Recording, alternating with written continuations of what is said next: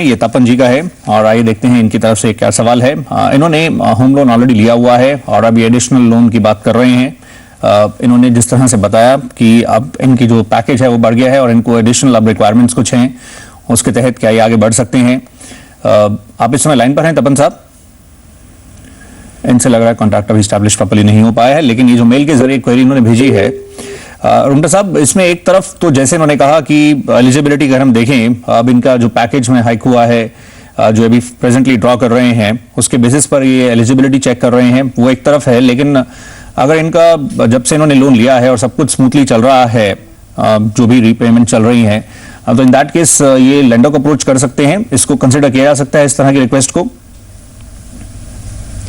तो मेरे ख्याल से तपन जी का बहुत ही इंटरेस्टिंग केस है कि इन्होंने अंडर कंस्ट्रक्शन प्रॉपर्टी ली थी, जितना इनके ईमेल से समझ में आया जी। और उस समय चूंकि इनकी इनकम कम थी, इसलिए उसी प्रॉपर्टी के सामने उनकी जो लोन की एलिजिबिलिटी थी वो कम दी गई। अब चूंकि उनकी इनकम बढ़ चुकी है, प्रॉपर्टी अभी भी अंडर कंस्ट्रक्शन है, सारा अभी तक डिसबर्समेंट नहीं हुआ, तो इनको ये इन्होंने पता करने के लिए मैसेज किया कि अब लोन की अमाउंट बढ़ सकती है क्या।